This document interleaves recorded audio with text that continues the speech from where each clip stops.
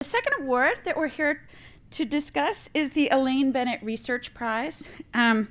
Elaine Bennett was a young woman economist who died very young, who was made important contributions in game theory and was also an early pioneer in experimental economics. The prize was established in 1998 to recognize the research of a woman economist who is fewer than 7 years post-Ph.D. Today, we're happy to recognize Melissa Dell, Carolyn Shaw Bell, Melissa Dell, sorry about that, and Nathan Nunn is going to introduce.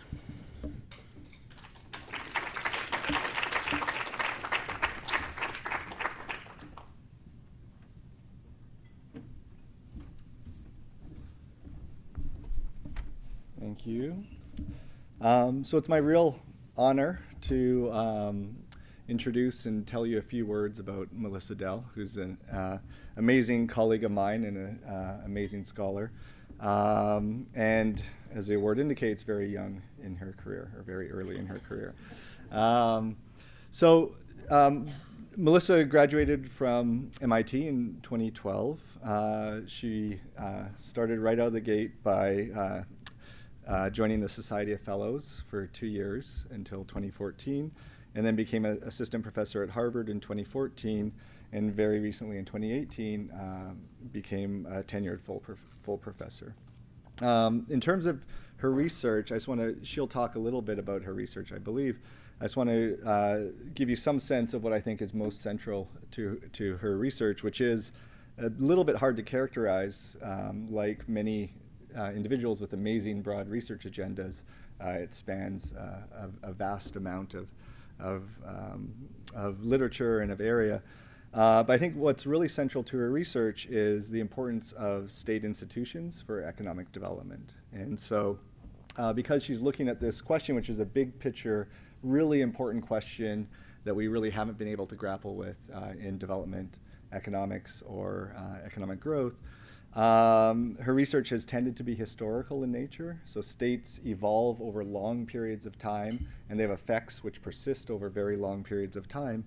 And also what seems to be central, or tends to be central in her research, is conflict, coercion, warfare seems to also be central. And again, this is because states tend to have a monopoly on violence, and so this is something that's central to them. And also conflict, coercion is something that also has the potential to cause trouble for states or delegitimize states. So her research has tackled, like I said, these big picture issues, and she's made huge progress. I think orders of magnitude progress relative to what had been done before her research. So you might wonder, well, how is it that she was able to do this? Certainly other people have thought about these issues. These are huge issues. But they're very difficult to answer. And so I think the answer here is, well, two things which characterize her research. One is the creation of new data, right? And so lots of these questions, we really just didn't have the data on historical states, for example, outcome variables of things that states affected or affected states. And this was really through a huge amount of archival research. So this is going to locations, I'll talk a bit more about this, and digging up data which are in paper form or book form, manuscript form, and digitizing these. Okay? And so the other thing is leveraging an extremely deep knowledge. So that's another characteristic of Melissa, which I'll talk a bit more about, to come up with what I think are really ingenious identification strategies. So really understanding through the secondary literature the history, the context of a setting, and using that, or reading that with an eye of thinking about, okay, how can I get causal estimates that are credible and well identified? And so I think if I'm just to talk about her research, these are just kind of things, without going into a lot of detail, that kind of really stand out for me. So I want to talk a bit more about Melissa as a researcher. This is something that you might not get from reading her papers, or isn't obvious from reading her papers. And I think as a researcher, she is, equally as amazing or even more amazing than her amazing papers. So I first met Melissa in 2007. I believe she can correct me if I'm wrong, she was in her first year, maybe second year of her Ph.D. program, but I think a first year. I was a assistant professor, just arrived at Harvard. And she asked if I wanted to join a discussion group that she had organized. So that's already impressive that someone in their first year is organizing a discussion group. It had postdocs, so Suresh Naidu was in it, other students like Noam Yuckman, myself, and these were all of us were interested in long-run historical development. And so we met regularly, probably once a week, twice a week, had lunch, talked about these issues. And I distinctively remember one conversation where we were all talking about how our research is going, and she was lamenting the fact that, well, you know, my research, I'm finished all my papers now. This is first year, remember, of Ph.D. I've finished all my papers now, and now I have to think of new ideas, and so I'm in this weird stage. And so it turns out one of her papers was a paper which just 2 years later was published in Econometrica. And so this is a paper that she had started at Oxford in her master's program on the forced labor, the Spanish forced labor system, the MITA. So, you know, this has kind of left an impression on me. And I often tell this story to my PhD class and say, you know, this is, I don't know if it discourages them or inspires them that this is the track Melissa was on, and you should, you know, I guess by second year of your PhD, it's maybe too late to be on that track.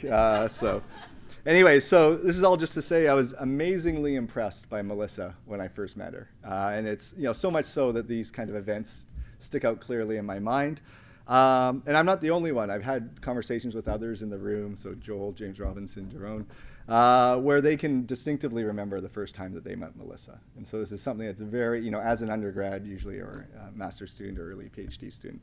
So that's one thing is about Melissa is just extremely impressive from very early on in her career. So as a researcher, I guess technically I'm senior to her, older, have more gray hair. But I definitely look up to Melissa. There's a lot of things about her as a researcher that I emulate, that I would like to aspire to be equal to. And so there's just a few things I just want to list of things about her that I really, really admire. So she's a true scholar. So I think in her research, she really has a desire to understand the world, right? So not to necessarily just publish papers in top journals, but to really, really understand the world and these particular topics that she is interested in. So I think one example of this is how she came up with the paper that she wrote as a master's student that was published in Econometrica. So this is about the Peruvian forced labor system. And the story behind it, she can correct me if I'm wrong, but I think this is basically it, is she was backpacking around Peru, around this area. And I guess as we all do when we're backpacking as a young person, had informal focus groups with people in villages and asked them about comparative development and said, you know, why is that village over there so much more poor than this village or vice versa? And the explanation that they had is, well, you know, there was this forced labor system under the Spanish crown hundreds of years ago, and that might be part of the reason. So I think that's just one great example where you just literally want to understand the world around you, even if you're on vacation and, you know, and should be having a good time. So, and then the other one is her early career. She was focusing on Latin America, had been very successful, or it was very successful. From talking to her, I think what she really wants to understand is development generally. And there's a big difference in the pattern of development in Latin America and in Asia. So now she has moved to Asia because she wants to have a complete understanding of states, the process of development around the world, and has moved to Asia. Although, you know, even though most people who are senior who would give you advice would say, well, that's not efficient. You've already done all of this fixed costs in Latin America. You're the expert in the world, Latin American history, economic history of Latin America. I would suggest not to do that, right? And so that's another, I think, indicator that she really is just a true scholar. The second characteristic is that she's an extremely tenacious, persistent researcher. And so to give you an example of this, this comes from her paper in the QJ, Nation Building Through Foreign Intervention. And so for those of you that have seen the paper, it's basically what happens when the US bombs the heck out of different parts of Vietnam. And there's a brilliant RD strategy where the US created these scores, which is A, B, C, D, which is indicate how much we'll bomb these different hamlets. But there was an underlying running variable, a continuous score, and so you can do a kind of an RD in that dimension. And the problem was that she had the scores, but she didn't have the underlying running variable. She knew that they existed, so she first scoured the National Archives and Records Administration, which was in College Park, Maryland. So that's the first thing that's impressive, that she would go to the archives and spend much time there. And they were nowhere to be found. Right? So you can't really do this RD if you don't have this running variable. So then she scoured the secondary literature. So what journal articles are there that write about these documents? And she found an article in the very well-known journal, The History Teacher, which we all read regularly. And so in it, an archivist mentioned the poor archiving techniques that had been done, and so that not all of the documents from this wartime era had actually made their way to this NARA. So then she called up Fort McNair, which is this military research university, went to DC, and then basically rummaged around in boxes in the basement of this building, and then eventually found these printouts of the underlying data that she needed. Okay, so that's impressive, and I distinctly remember being at an NBER working group for the DAE, Development of the American Economy, and she was just kind of explaining how she got these documents, and this is the story that she told. In the middle, this is the first time I've ever seen this, in the middle of the talk, people broke out in applause, just because of the perseverance and persistence of Melissa in her endeavors in that case. I think that's just kind of one example. I think that's more indicative of her research in general and the attitude that she takes in general, and in terms of her persistence and tenacity. And so I think this might be a trait about her in general, not just research. So, she can tell you more about her ultra marathon running, which is, again, shows her persistence and her tenacity. She runs more in one race than I do in my lifetime. So,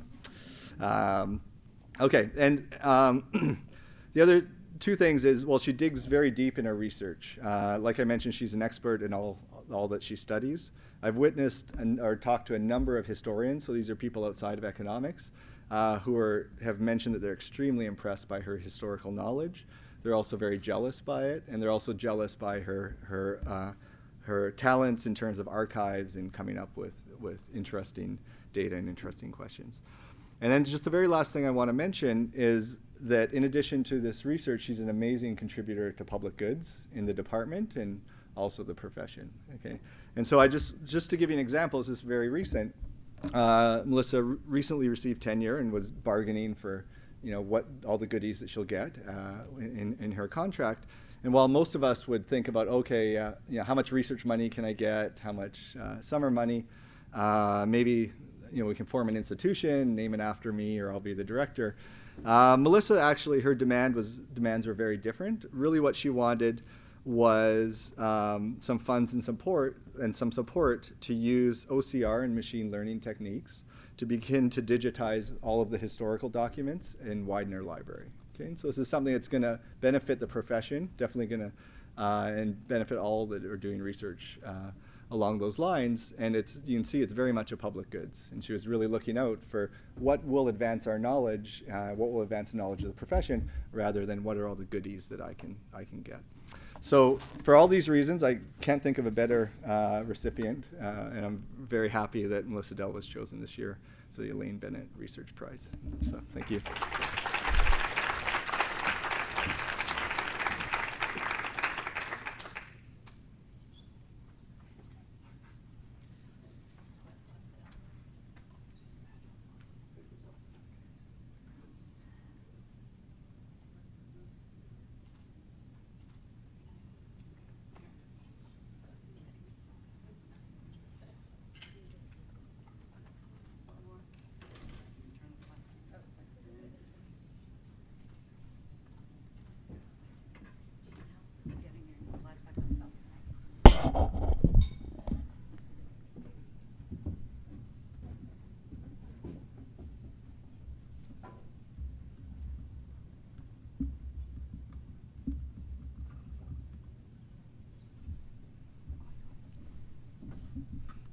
Thank you very much, Nathan. It's certainly an honor for me to hear those things from somebody who I admire so much. And thank you also to my advisors, my family, other colleagues who have been wonderful mentors and really helped me to develop as a researcher.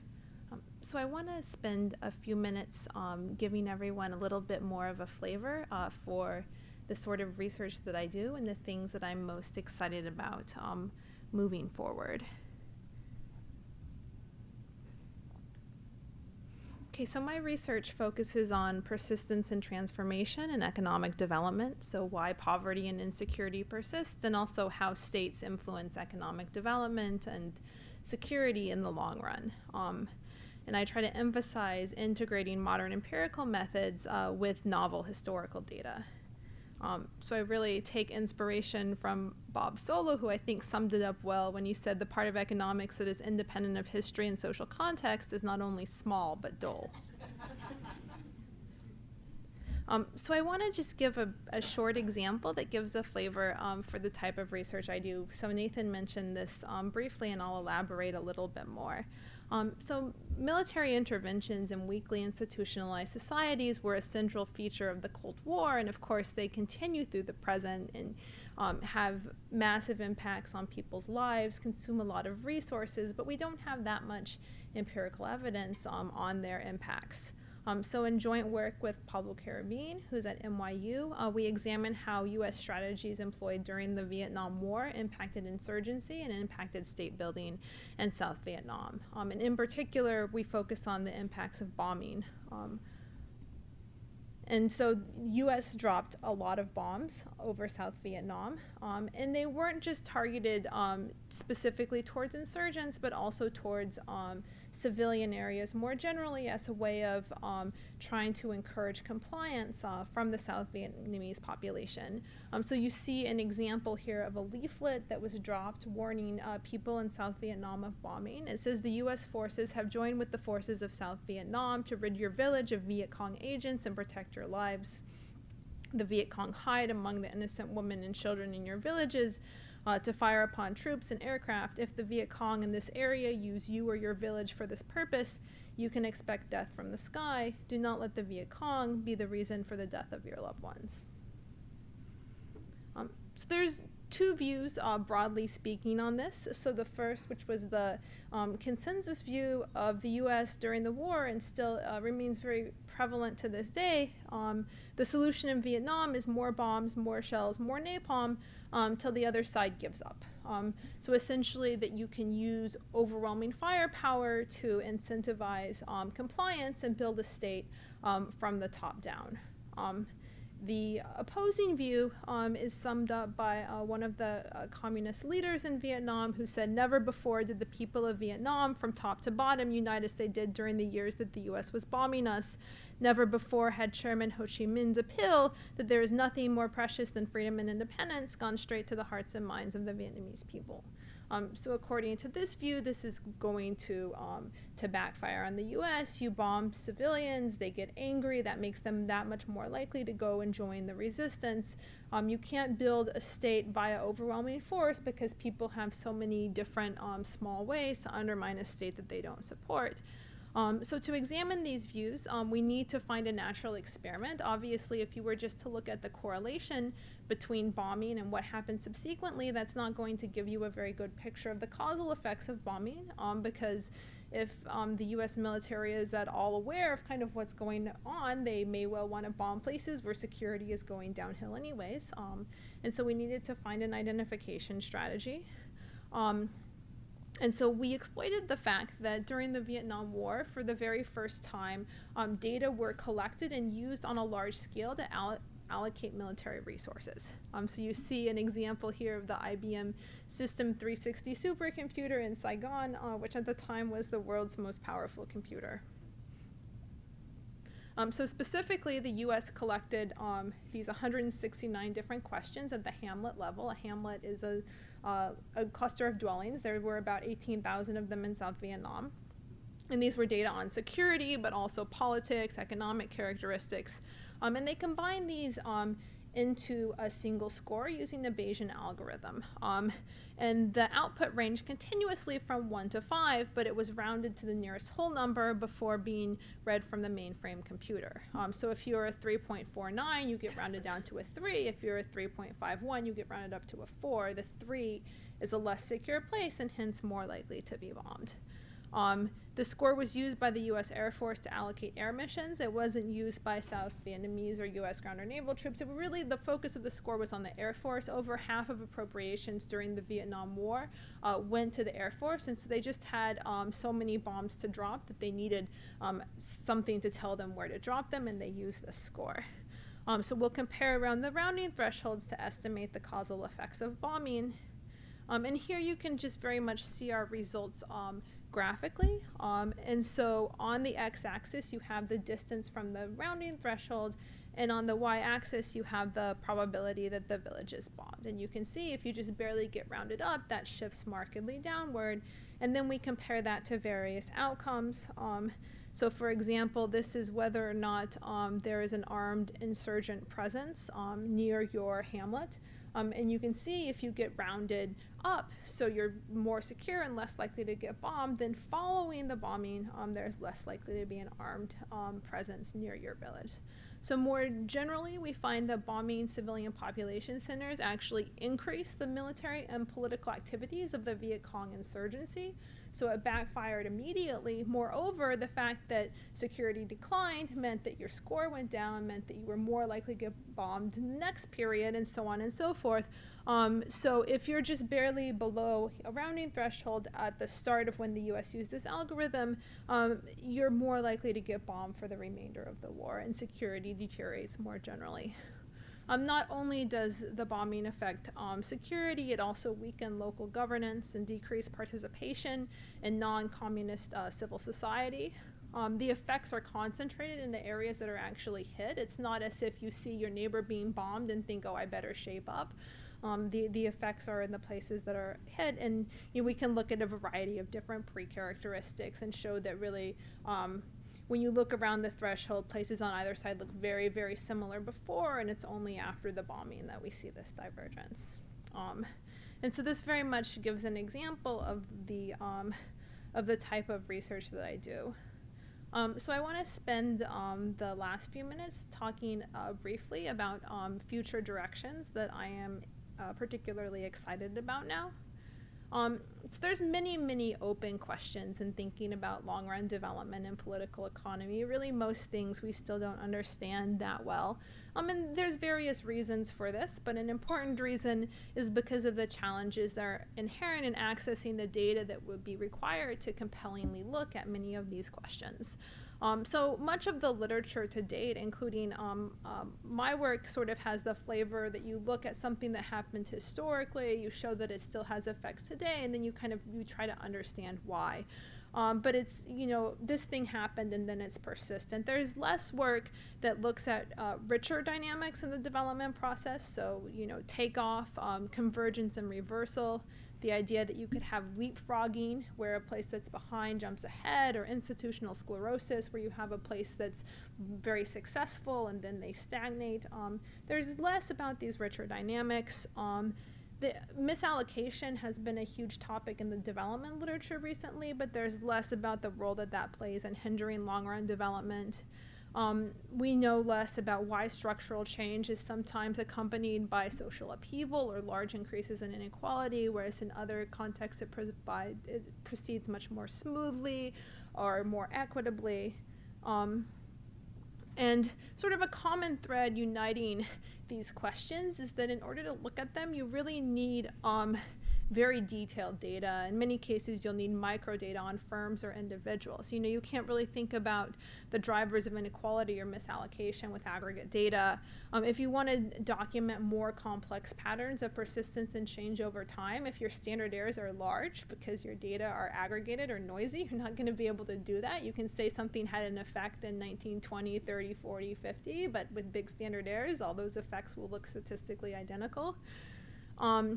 And at first I thought that, well, maybe these richer data sources just don't exist, and we have to content ourselves, with the stereotypical view of economic history that you have, 5 observations, and that's what you have to work with. But actually, in reality, there are quite a few pretty rich sources of historical data, but digitization can be extremely costly. So for some really heavily studied contexts like the US, there has been a fair amount of digitization of historical sources, but much less for contexts that have not been as extensively studied. For those of you who don't do this type of research, just to give you a brief overview of sort of what the status quo of working with historical data is like. So once you've actually found the data and scanned it, the data might be scattered very irregularly, intermingled with text. First of all, you have to pull out the tables that you want, and then you need to send those to a data entry company who will type them manually, and they're going to make a lot of errors. Even if you use double entry, you need to identify those errors and correct them. And then you're left with all these table fragments, and you need to assemble them together in a data set that you can use and analyze. This is costly, and it actually becomes more and more costly as the size of the data set increases to digitize an additional unit of data, because the freelancers that these data entry companies hire get worse and worse as they have to hire more and more of them for your larger and larger data set. And so this is really a problem if you need like rich detailed data. So for about the past year, I've been working on automating the data curation pipeline, and this is something that you really can't do with sort of off-the-shelf tools. So you need to combine computer vision tools that can recognize table structures with machine learning techniques for classifying the output. So commercial OCR software, which you would think maybe should be able to do this, tends to do very poorly when table structures are irregular, as they often are in historical documents. If you want to recognize the OCR software to recognize your table structures, you have to manually draw boxes around it, which at that point you might as well just type it in yourself. And then you also need to assemble everything together. And so just to briefly sort of outline the pipeline that we've developed, so the first thing you have to do is remove irregularities that happen when you scan historical books, right? If you can't take the binding off the book, it won't lay perfectly flat, and that's going to introduce distortions in your scan. And there's other things like this. So you need to remove those. And then you need to use computer vision to recognize the table structures. Then we can use commercial OCR software to OCR individual rows of the document. And finally, you need to assemble the data fragments together using deep learning. So I want to just give you an example of what we've done with this. So it's not very interesting, I think, in the abstract, but it's pretty cool, like when it allows you to examine questions that otherwise just you wouldn't be able to do. So the motivation for developing this pipeline was a project on Japan's economic purge, which is joint with Sahar Parsa at Tufts and Jia Zhu, who's our pre-doctoral fellow, best student I've ever worked with, and is applying to Ph.D. programs now. So just a small plug there. So during the occupation of Japan, the Allied forces implemented an economic purge of senior managers in large Japanese firms. So essentially the US blamed these large conglomerates for the militarization of Japan. They wanted Japan to go out and conquer the Pacific so they could have large markets for their inputs and their output. And so the US blamed these large firms. But they didn't want to have trials because that's very complicated, right? So in Germany, there were these denazification, actually trials of people. But, let's say that, I don't like Joel very much. I want to blame him for the militarization of Japan. And how is the U.S. going to know whether that's, accurate or not, right? So General MacArthur just wanted a rule. He said that any firm with a net worth of over 100 million yen, its managers between 1937 and 1945 would no longer be eligible to work at large firms, but they could go work at smaller firms. It so happens to be the case that these smaller firms tend to be in the newer sectors because the more traditional sectors are dominated by these large conglomerates. And so we want to look at what happens both to the firms whose managers are removed, but also to the firms that the managers move to, which are interestingly enough in these kind of newer, more innovative sectors. And this is, we see this as part of maybe helping us to understand the larger puzzle of why Japan was able to be so successful in the years following World War II at innovating the miniaturization of electronics, and yet more recently, hasn't seemed to be as dynamic or flexible. So this is just showing you what the economic purge looks like. So again, it's kind of similar to the previous graph that I showed you for bombing. So it's distance from this threshold on the x-axis, and then the share of firms that have managers purged. So some managers could be purged below the threshold, but above this threshold, it's at 100% because that was mandatory. Now, a big part of the challenge here, if we just wanted to look around the threshold, that's straightforward enough, but we also want to look using a different identification strategy at what happens to the firms that the purge managers move to. And in order to be able to find where the purge managers went, we need to search comprehensive personnel records for the entire Japanese economy. And that is a lot of information, right? So just to give you a sense for what that looks like, this is one page. There's tens of thousands of pages that look like this page. For those of you who don't read Japanese, you have some financial variables here, but also, the names of managers. And so there's tens of thousands of pages that look like this. We also need outcome data. And so we have these records, which contain really, really rich firm-level outcome data over a long span of time. But again, tens of thousands of pages. I can't find even if I had an infinite budget, which I don't, I can't find qualified labor in Japan, which is a high-wage economy, to type all of this stuff in. It's just not going to happen. Then you have the Purge Records. These are the names of purge managers from the U.S. National Archives, and again, many, many pages that look like this. And so we apply the process that I told you about to automate the digitization of these records. So just to give a motivating example, this is Mandai Junshiro. He was the chair of Mitsui, which is one of Japan's largest conglomerates. He was purged. So we want to figure out where does Junshiro go to after he's purged. So we can find him here and then find him over in the personnel records. It turns out he goes to Sony. That is a firm that has 7 employees. It's in the basement of a Tokyo department store, and he brings all of his connections to finance and to exporters and other things to Sony and becomes the president of Sony, where he presides over its meteoric rise. So as Nathan mentioned, I'm working on a new initiative to apply these techniques more generally. So we've partnered with the Harvard Libraries and are scraping scans from the public domain. So the Harvard Libraries, like the books in the Google Books project, come from them, and they have all those scans. And so we want to digitize data on a much larger scale. Of course, automation's never going to be perfect. So part of what we're doing is depositing this in an open access repository, and there will be tools there to crowdsource corrections to data and to be able to visualize the data as well. And so the objective here is that it's just can be very costly to do historical research. It really favors researchers who have a lot of access to funding. It favors more senior researchers who can gain funds. So we really want to democratize access to historical data, to ranging from writing an undergrad paper to a large-scale data initiative that would just be infeasible to do with manual digitization techniques. And I'll just briefly say that these sort of new tools in vision, machine learning, et cetera, are not limited to just digitizing tables. So of course, many of you are probably familiar with natural language processing. That's been used a lot to think about, extracting information from newspapers, but you can do the same thing with government records, propaganda, historical radio broadcasts, really vast amounts of unstructured data that we can try to understand better through natural language processing, computer vision to process historical satellites, video footage, aerial photography.